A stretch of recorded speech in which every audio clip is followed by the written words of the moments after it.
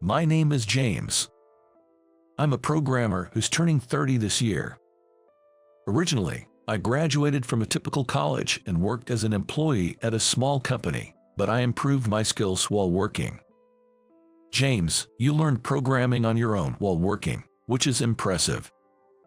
I got married and had a child, so I wanted to earn more as the head of our household. You have a daughter, right? How old is she? She's 2 years old. She must be so adorable. Yes, she is. I have to work hard for her sake, too. As a fellow father, I support you. I smiled and said, thank you. Yes, I have an adorable 2-year-old daughter. Her name is Lily. Phew, I'm home. Hi, Daddy. Lily ran down the hall to greet me at the entrance. Holding Lily in my arms, I asked, have you had dinner? Not yet, I'm hungry. Although I expected this response, I couldn't help but frown. Lily and I entered the living room. The hands of wall clock were pointing to 10 o'clock at night. I spoke to Emma, my wife, who was sprawled on the sofa. Emma, I told you to feed Lily when I'm working late. It's fine. Lily seems to prefer the meals you make anyway. Emma didn't even try to look at me as she played with her phone. Looking around the living room, there were washed clothes and Lily's toys scattered everywhere. You're home while I work. You need to do a little better with the house. I took Lily out for pancakes during the day. Lot of fruits on the pancakes. Took photos with Mommy. Well, that sounds good. I put Lily down on the floor and headed to the dining area to prepare dinner. What's for dinner? We have chicken, so I'll make chicken pasta. Can you sit quietly and wait? Yes, I can wait. Lily responded and sat quietly in a chair, but she soon started to doze off while waiting. It's not a good time for a 2-year-old to be awake and hungry. I was heartbroken. Emma, my wife and Lily's mother, has a rough personality.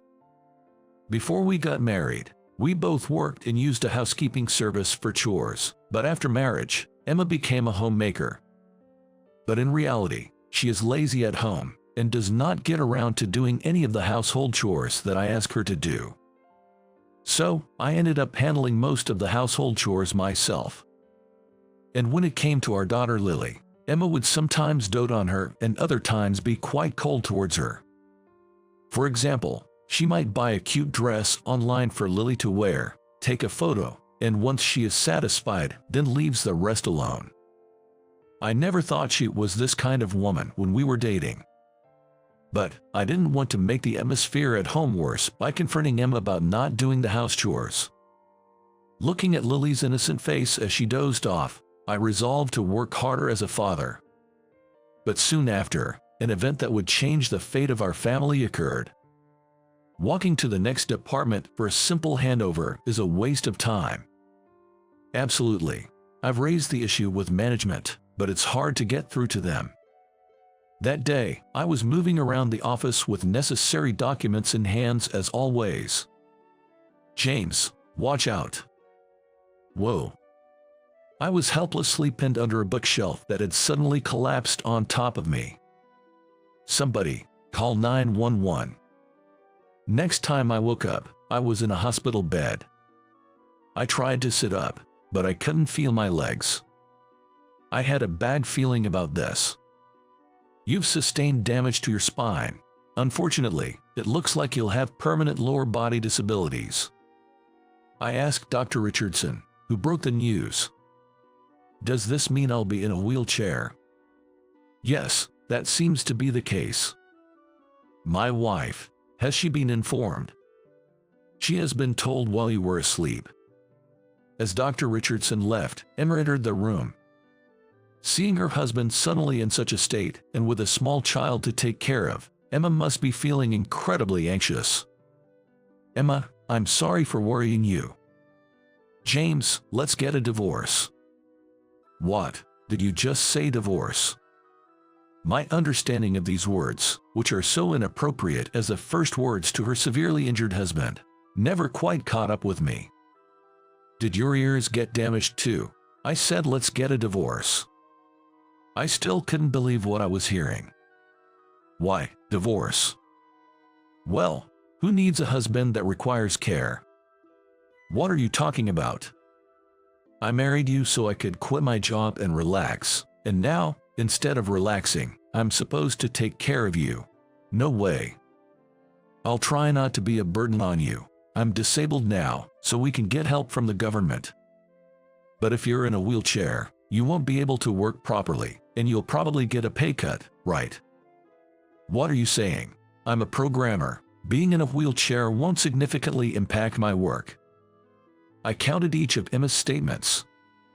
But even as I counted, a calm part of my mind was questioning, what does it matter if I argue with her? Even if Emma retracted her statement, saying, if you're not getting a pay cut, then I won't divorce you, I had already seen her true nature. I would never want to live a tough life because of my husband's low salary. You know that you are no longer of any use to me. Emma didn't even listen to my objections. And then, she left the hospital room, saying only, I'll take care of Lily. What on earth is this? I stared blankly outside in dismay for a while, but gradually, my anger toward Emma began to grow. I had worked my fingers to the bone for my family. I had also handled most of the household chores by myself. I had taken care of Lily so much as well. Why should I be treated like this? Is our family falling apart this easily? Betrayed by Emma, I was so furious that I couldn't sleep at all that night. I was able to leave the hospital 2 weeks later. It will take a while to get used to the wheelchair, and I likely need support from my parents during this time. Then we officially divorced. I felt saved by the kindness of my parents, who, despite probably having their own thoughts, didn't ask me anything. When I returned to work after a long time, I was immediately surrounded by colleagues who were concerned about my condition. We were worried about you, James. I'm sorry for the inconvenience. Are you all right now? Yes, as you see here, but I'll manage somehow. Saying this, I patted the wheel of my wheelchair, which would be my longtime companion from now on. After greeting each colleague who came to talk to me, I was going to my desk to get some work done. But maneuvering a wheelchair in the cluttered office floor was quite challenging. As I was wondering what to do. Oh no, James, let me help you. Thanks, Ryan, I appreciate it. Not wanting to be stuck and able to work, I decided to gratefully accept his help. Ryan, one of my subordinates, pushed my wheelchair for me. Wow, wheelchairs are surprisingly heavy, aren't they? Ryan's voice sounded cheerful as he spoke to me. Did something good happen to him? Given his cheerful demeanor, which seemed to invite questions, I decided to fulfill his expectation as a way of saying thanks for pushing the wheelchair. Did something good happen? Can you tell? You're sharp, James. I almost burst out laughing at his obvious excitement. Well, actually. You say actually. Don't beat around the bush, just tell me. I just got married. Wow. It was better news than I had imagined. I couldn't believe that while I was going through a divorce, Ryan had gotten married. Some tie the knot while others untie the knot, I guess. I was reminded of Emma. My heart ached a bit, but I didn't want to be so petty that I couldn't congratulate Ryan. That's great. Congratulations, Ryan. Thank you so much. What's your wife like? Let me show you a picture, just a sec. This happened just as we reached my desk. Ryan took his hands off the wheelchair and pulled out his phone from his pocket. He was probably going to show me a photo taken with his phone. I leaned in to look at the phone he was holding out to me and was stunned by the shock. The woman in the photo was Emma. She's my wife. I was horrified. Ryan had intentionally shown me the photo. He had approached me just to show me this photo. Knowing that his wife was my ex-wife, I became wary of Ryan, who suddenly seemed to transform into something creepy. "What are you trying to do? It's great that I could marry Emma, but honestly, Lily is just in the way." "What did you say?" "James, could you take in Lily? I don't have much affection for her, and Emma wants a child of our own. So I think it's better if Lily is taken care of by you because she's your daughter." Ryan's vileness made me sick. But this made it clear that Lily was not wanted in their household. I didn't want to put Lily through any suffering. My love for my only 2-year-old daughter overcame my anger towards Ryan. "Fine. If that's the case, I'll fight to win custody of Lily." That's what I decided. A month later, I went to court to determine the custody. Emma was smirking confidently. She knew how difficult it was for a father to win custody of a young child. But I had prepared for this day. Standing at the witness stand, I said she would only interact with Lily to take photos for social media likes and comments, neglecting her at all other times. Despite being a stay-at-home mom with time to spare for household duties, she neglected them and carelessly handled Lily's meals. I exposed Emma's character by submitting screenshots of her social media and shopping receipts as evidence. Still, Emma was smiling. She knew that evidence alone was weak. So, I continued. Furthermore, Emma often left 2-year-old Lily alone at home to go out and have fun. I thoroughly traced Emma and Ryan's friends on social media and used their posted photos as evidence. The photos showed Emma and her friends having fun, complete with a date stamp. During that time on a weekday, Lily was left all alone at home. I didn't know how terrible Emma was as a mother until I did the research. As a father, I felt terribly sorry for Lily. Faced with this, Emma paled and retorted, "But you're a paraplegic and can't take care of her. Your salary must have decreased, making life more difficult."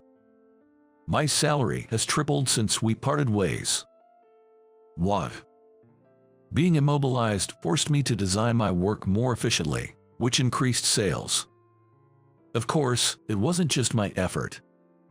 The entire staff rallied to negotiate with upper management and drastically reform our operations to accommodate my wheelchair-bound situation. Besides, I'll be living with my parents, so I'll have their support. They both adore Lily and have offered to help." At this point, Emma had nothing to say, muttering, "I shouldn't have divorced if your salary tripled.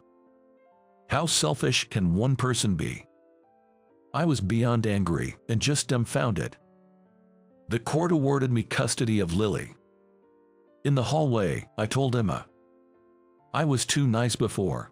Despite sensing unfairness, I worked hard on my job and chores for the sake of family. But thanks to your unbelievable behavior, I've finally woken up. Thanks for divorcing me, Emma. Thanks to that, I'm happy now." Emma, unable to respond to my sarcasm, fled. After the trial became public within the company, Ryan found himself without a place there. "Oh, I thought I could do better because you weren't above average and look nice. Too bad. Ryan, let's get a divorce." "What? And you'll just jump to another man? No one would date someone like you, you old hag." "What did you say?" It seems they broke up after that ugly argument. As Ryan had said, after that, no men approached Emma. Even when she made advances, she was continuously rejected with responses like, "Who would date someone like you, you old hag?" "Hey, James, can we get back together? I'll do the chores properly, and I'll take care of Lily too," she pleaded over the phone, crying. So, I told her, "Don't involve me in your life ever again." What an audacious woman she is. Emma ended up being abandoned by her own parents as well and is now apparently living a miserable, impoverished life. "Daddy, who was on the phone?" It was a friend from work. As Lily attempted to climb onto my wheelchair, saying up, I carefully lifted her into my arms and headed to the dinner table, where her grandparents were waiting.